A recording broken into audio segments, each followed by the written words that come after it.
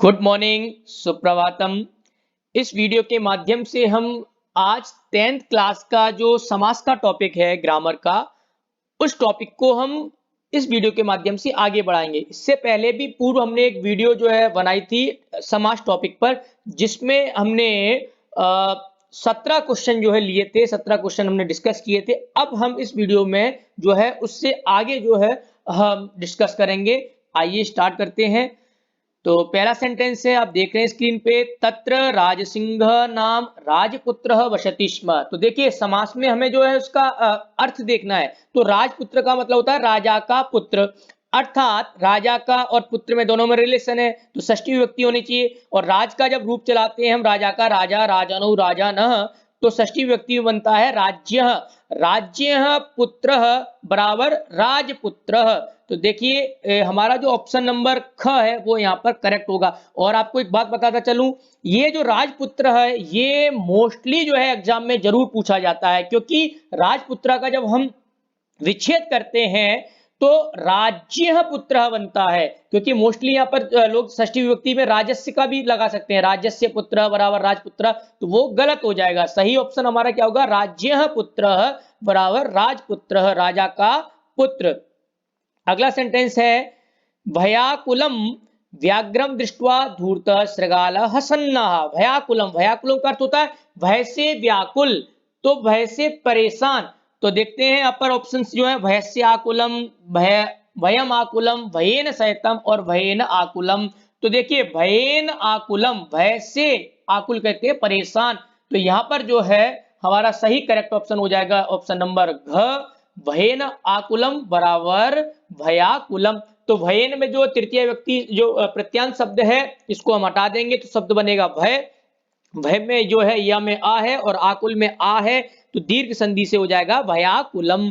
भयेन आकुलम बराबर भयाकुलम, अर्थात और भयाकुलम आ जाए तो भयेन आकुलम। दोनों तरीके से हम जो है इस वीडियो में ध्यान रखेंगे कि कैसे भी अगर आपसे पूछा जाए, भयेन आकुलम पूछा जाए तो हम उसका जो है सही आंसर करेंगे भयाकुलम, और भयाकुलम पूछा जाए तो भयेन आकुलम।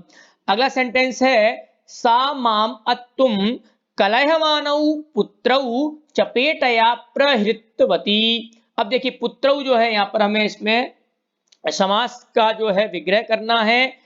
तो पुत्रौ अर्थात दो बेटे, तो सही करेक्ट ऑप्शन हमारा क्या हो जाएगा, ऑप्शन नंबर क, पुत्रः च बराबर पुत्रौ। तो यहां पर जो है पुत्रौ का जो है विग्रह क्या हो जाएगा, पुत्रः च बराबर पुत्रौ। अगला जो सेंटेंस है वो है, कथम एकैकशः व्याघ्रभक्षणाय कलहम कुरुतः। अब देखिए व्याघ्रभक्षणाय जो इसमें जो है समस्त पद है ये, तो इस समस्त पद को हमें जो है अलग करना है। तो व्याघ्रभक्षणाय अर्थात बाघ को खाने के लिए, तो इसका सही ऑप्शन क्या हो जाएगा, व्याघ्रात भक्षणाय, बाघ से खाने के लिए, व्याघ्रे भक्षणाय बाघ में खाने के लिए, व्याघ्रस्य भक्षणाय बाघ के खाने के लिए, और व्याघ्रम भक्षणाय बाघ को खाने के लिए। तो सही ऑप्शन हमारा ऑप्शन नंबर घ जो है वो हो जाएगा करेक्ट, बाघ को खाने के लिए, व्याघ्रम भक्षणाय बराबर व्याघ्र भक्षणाय।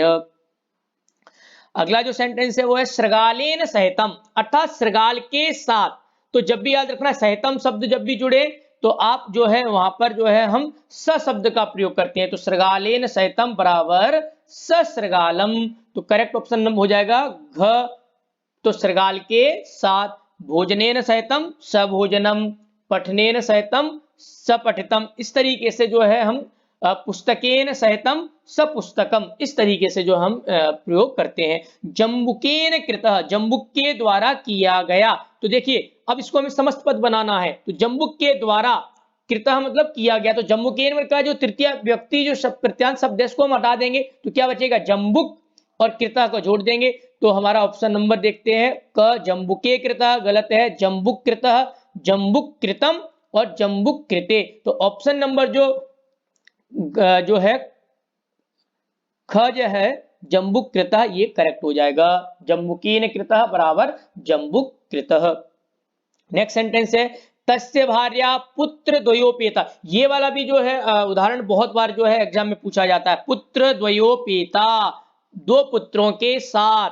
तो इसका सही ऑप्शन जो है वो करेक्ट आंसर क्या होगा, पुत्र द्वयेन उपेता, पुत्र द्वयस्य उपेता, पुत्र द्वयोपेता अर्थात या पुत्र द्वयात उपेता, दो पुत्रों के साथ। तो सह उपेता का अर्थ होता है सह, एक तरीके से समझ लीजिए सह के साथ तृतीय व्यक्ति होती है, और तृतीय जो विभक्ति वाला शब्द है वो कौन सा है, पुत्र द्वयेन उपेता, दो पुत्रों के साथ। तो ऑप्शन नंबर क हमारा जो है करेक्ट आंसर हो जाएगा।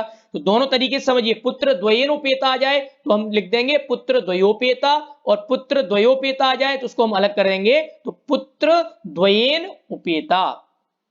अगला उदाहरण है राज्य आसनम। देखिए ये भी बहुत जो है पूछा जाने वाला सवाल है।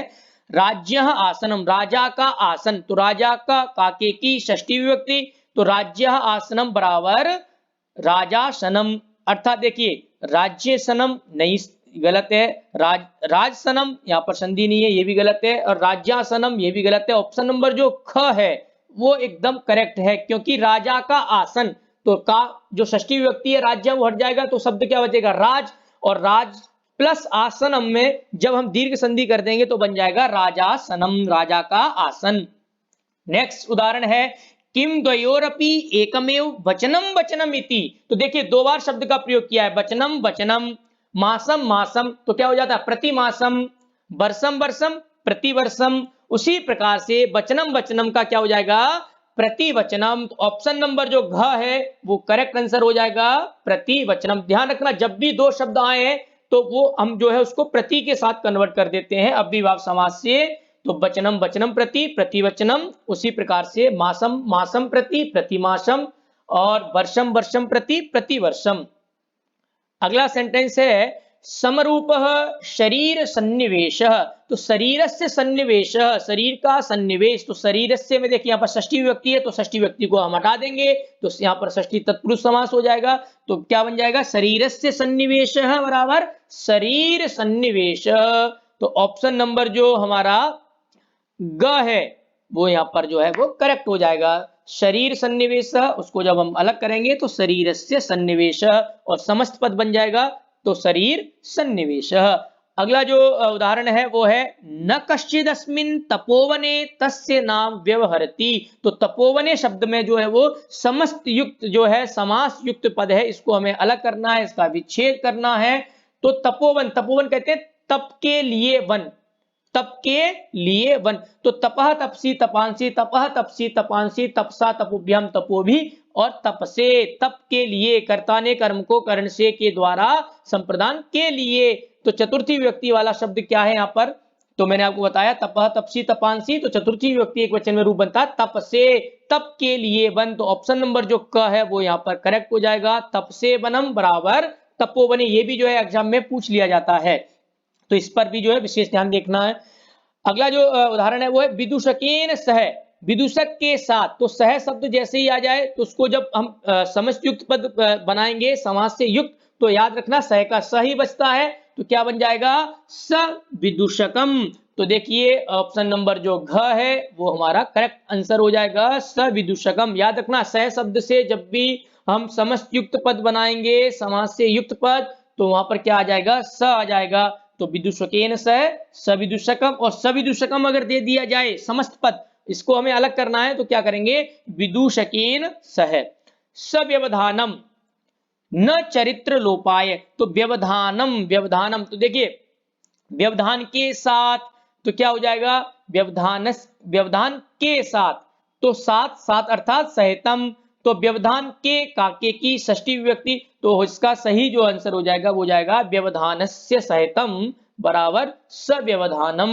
तो यहाँ पर जो ऑप्शन नंबर ख है वो करेक्ट आंसर हो जाएगा, व्यवधानस्य सहितम बराबर सव्यवधानम। पशुपति मस्तक केदक छदत्वम। अब देखिए केदक छदत्वम जो है वो समस्त जो है पद है, समास से जो है किया हुआ जो है पद है, इसको अलग करेंगे तो केदक, केदकत, तो षष्ठी विभक्ति लगाएंगे तो केदकस्य छदत्वम बराबर केदक छदत्वम। तो षष्ठी युक्त पद कौन सा है, ऑप्शन नंबर क, केतकस्य छदत्वम बराबर केतक छदत्वम। तो सही आंसर हमारा ऑप्शन नंबर क हो जाएगा। अगला जो उदाहरण है वो है कौतूहलेन आविष्ट। तो कौतूहल के द्वारा आविष्ट, तो कौतूहलेन में देखें तृतीय विभक्ति है, उसको हम हटा देंगे तो शब्द क्या बचेगा, केवल कौतूहल। और कौतूहल में देखिए ल में अ है और आविष्टा में भी आ है, तो अ और आ जो है दीर्घ संधि से जो है उसको मिला दिया जाएगा, तो क्या बन जाएगा कौतूहलाविष्टा। तो कौतूहलाविष्ट देखेंगे कहां यहां पर कौन सा सही है, तो कौतूहलाविशिष्ट नहीं है, कौतूहलाविष्ट विसर्ग नहीं है यहाँ पर, कौतूहलाविष्ट। तो यहाँ पर जो है करेक्ट आंसर हमारा ऑप्शन नंबर ग जो है करेक्ट हो जाएगा, कौतूहलाविष्ट। वाल्मीकि बधू 33, वाल्मीकि बधू अर्थात वाल्मीकि की बहू, बधू कहते हैं बहू को, तो वाल्मीकि की काके की रिलेशन है षष्ठी विभक्ति, और षष्ठी विभक्ति में जब वाल्मीकि का रूप चलाएंगे हम मुनि के समान, कवि के समान, तो षष्ठी विभक्ति एक वचन में बनता है कवेहे मुनेहे, तो वाल्मीकि का क्या बन जाएगा वाल्मीकेहे, तो वाल्मीकेहे बधू बराबर वाल्मीकि ही बधू। तो ऑप्शन नंबर जो ग है वो यहाँ पर करेक्ट आंसर हमारा हो जाएगा। नेक्स्ट उदाहरण है वयस्य पूर्वोयम मानवानाम सरस्वत्यवतारः, सरस्वत्यवतारः सरस्वती का अवतार, तो सरस्वती का के की रिलेशन षष्ठी, और सरस्वती शब्द का जब हम रूप चलाते हैं तो नदी के समान, क्योंकि स्त्रीलिंग शब्द है और नदी में षष्ठी का जो रूप बनता है वो बनता है नद्याः, सरस्वती का बनेगा सरस्वत्याः, सरस्वत्याः अवतारः बराबर सरस्वत्यवतारः, षष्ठी तत्पुरुष समास। तो देखते हैं ऑप्शन नंबर क सरस्वत्याः अवतारम, ये गलत है क्योंकि अवतार में, जबकि यहाँ पर शब्द क्या है अवतार, सरस्वत्याः अवतार ऑप्शन नंबर ख, ऑप्शन नंबर ग है सरस्वत्याः अवतरणम, अवतरणम तो शब्द है ही नहीं है, और सरस्वती अवतार, तो ऑप्शन नंबर जो घ है ख वो हमारा यहाँ पर जो है करेक्ट हो जाएगा, सरस्वत्याः अवतारः बराबर सरस्वती अवतार, सरस्वती का अवतार।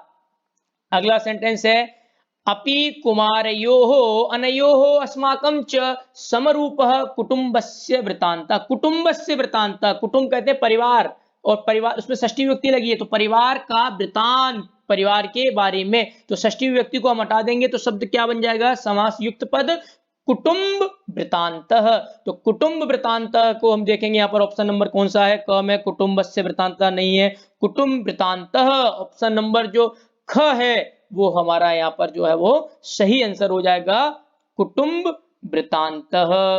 तो हमने यहाँ पर जो है ख ऑप्शन पे जो है टिक कर दिया।